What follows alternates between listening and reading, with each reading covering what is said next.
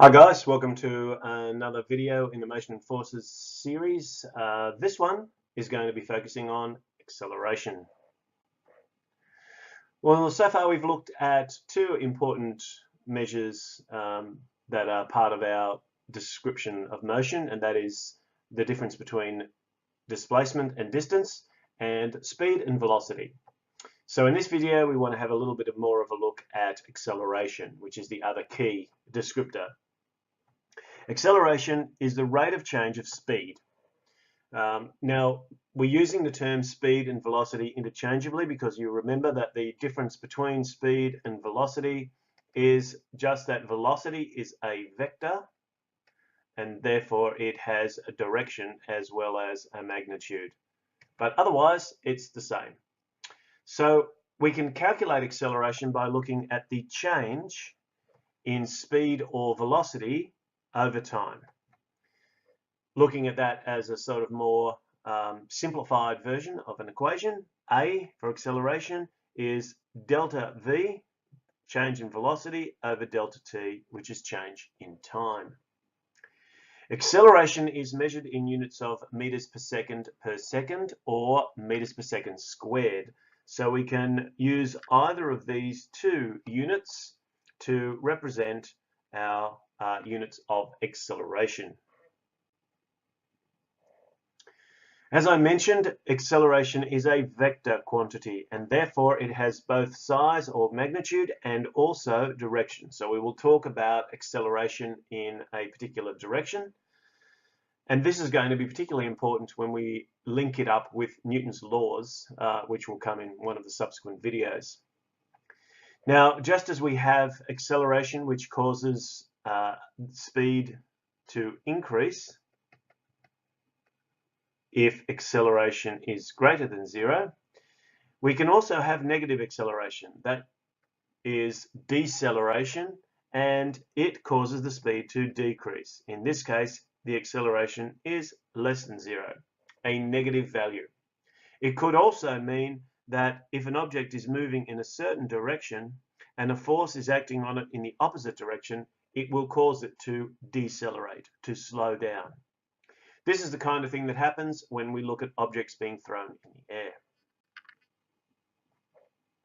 So when an object is thrown in the air, it has an initial velocity in the up direction. Gravity pushes against that. In fact, it actually attracts the object back to the Earth.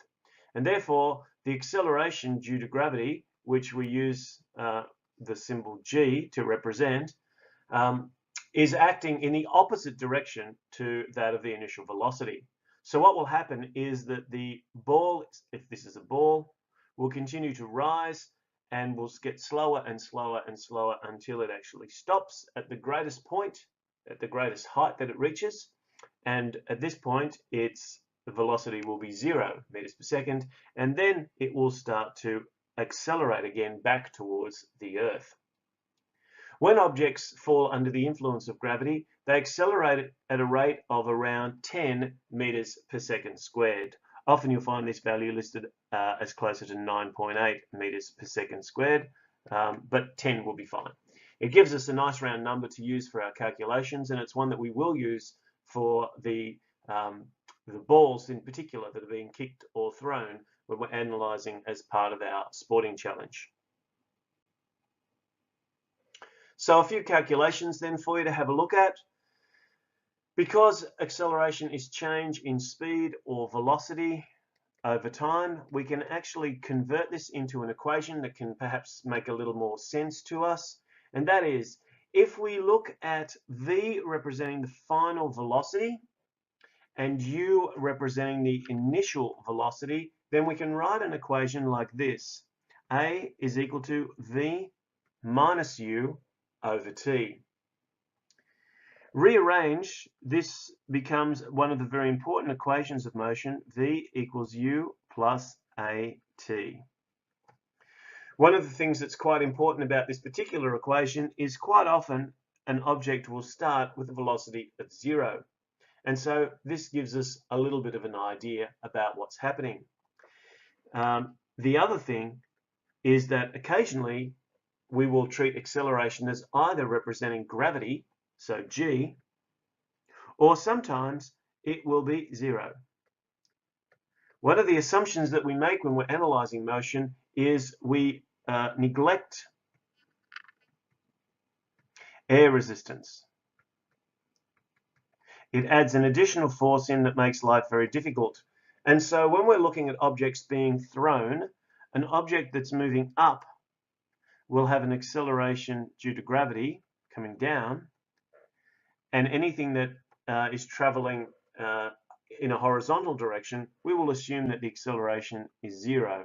Now this is not always the case, of course, because there will be friction, there will be air resistance, but it just makes it easier to do the calculations if it's not there. And most of the time it won't make a huge difference unless it's a very windy day. So there's a couple of calculations here for you. If you want to stop the video at this point and have a go at them before I show you the answers, you can do so. Otherwise, you can work through them with me now. So our first question is to calculate the acceleration of an object that begins at rest and accelerates to 10 meters per second in 25 seconds. One of the key phrases here is the word rest. What that means is that the initial velocity is 0 meters per second. If an object's at rest, it's not moving, and so therefore its initial velocity is 0. It accelerates to 10 meters per second, so therefore the final velocity is 10 meters per second. And it does so in a time of 25 seconds. If we use our equation over here, which I'll just put a little star against, then the acceleration is going to be equal to v, which is 10, minus u, which is 0, all on t, which is 25. This is equivalent to 10 over 25, which is 1 over 2.5, which is 0.04 meters per second squared. Now, actually that should be, let me just remove that, that should be 0.4 meters per second squared. Wonder who picked that up. The second question is about a vehicle accelerating at 10 meters per second squared for 12 seconds and reaching a final speed of 800 meters per second. And this time we need to determine the initial speed. So we're actually trying to find the value of u. Now I rearranged the equation before over here, but I rearranged it in terms of v. So to rearrange it in terms of u, I would have v, and then I would have to subtract the at from the v. So let me have a look. Our v is final speed of 800, so we have 800, and we subtract the acceleration is 10, times the time is 12 seconds. So we have 800 minus 10 times 12 is 120. So this is going to be 680 meters per second. How did you go? The most important thing that I want you to do is to actually start to use some of these calculations to assist with your own data. So one of the things that you did early on was you did a little baseline study by doing some runs for about 10, 20, 30 meters. And let's just say, and one of your 20-meter runs took an average of 2.1 seconds. Could we work out the acceleration? Well, there's a couple of things that we can do. The first thing we can do is find the average velocity. And if we find the average velocity, to find the average velocity, what we want to do is divide the distance or displacement by the time. So these are totals. So if you run a total of 20 meters in 2.1 seconds, and I'll just grab a calculator so we can do these calculations. Where's my calculator? There it is. So 20 divided by 2.1 gives us a value of 9.52. meters per second. So this is our average velocity. Now another way of calculating the average velocity is to calculate the initial velocity and add the final velocity and then divide those by 2. That's just another way of calculating an average. However, in this case, we start at rest. That is, u equals 0. Now we already know that the average velocity is 9.52. And so therefore 0 plus v all over 2 will tell us our final velocity. The final velocity is equal to 2 times 9.52. And I've kept that in the calculator, so I'm just going to multiply it by 2, and that's going to give us rounded up 19.05 meters per second. So when you hit the 20 meter mark, you're actually traveling at 19.05 meters per second. Now can we find the acceleration? Well, the acceleration is equal to the change in velocity over time. And therefore that's equal to v minus u over t.